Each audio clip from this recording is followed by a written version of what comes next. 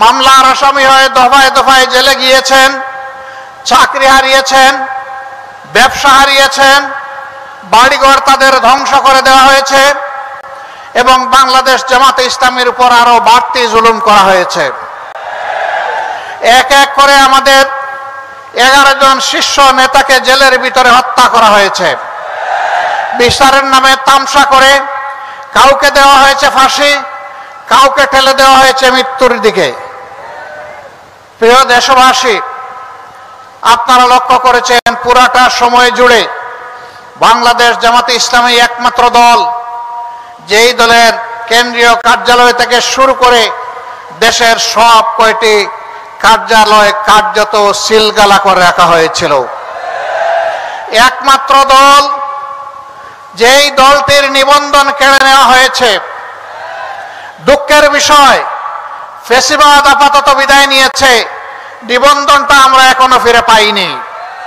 এখন সেই নিবন্ধন ফিরে পাওয়ার জন্য আমাদেরকে আদালতে লড়াই করতে হচ্ছে। এটি বাংলাদেশের জন্য লজ্জার বিষয়।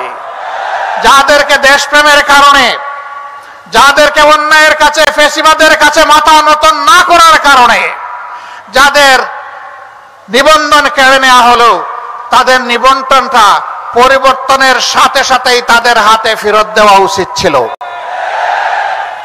আমরা সরকারের কাছে দাবি জানাচ্ছি, অবিলম্বে আমাদের পাওনা আমাদের কাছে ফেরত দিন, আমাদের প্রতীক সহ ফেরত দিন। আমাদের উপর জুলুম করা হয়েছে, এই জুলুমের অবসান হোক। সম্মানিত ভাইরা, মিথ্যা মামলায় যত নেতৃবৃন্দকে আটক করা হয়েছিল একে একে সকলেই মুক্তি পেয়েছেন, কিন্তু আমাদের কলিজার টুকরা বাংলাদেশ জামাতে ইসলামের তৎকালীন ভারপ্রাপ্ত সেক্রেটারি জেনারেল জনাব এটিএম আজহারুল ইসলাম এখনো মুক্তি পাননি। কেন তিনি মুক্তি পাননি? জনতার দাবি তাকে এখনই মুক্তি দিতে হবে। তিনি মজলুমদের প্রতীক। এক এক করে আমাদের সমস্ত শ্রেষ্ঠ নেতৃবৃন্দকে তারা খুন করেছে। আল্লাহ তাআলা তার একজন বান্দাকে জীবিত রেখেছেন। সম্মানের সাথে অবিলম্বে আমাদের বুকে তাকে ফিরিয়ে দিন।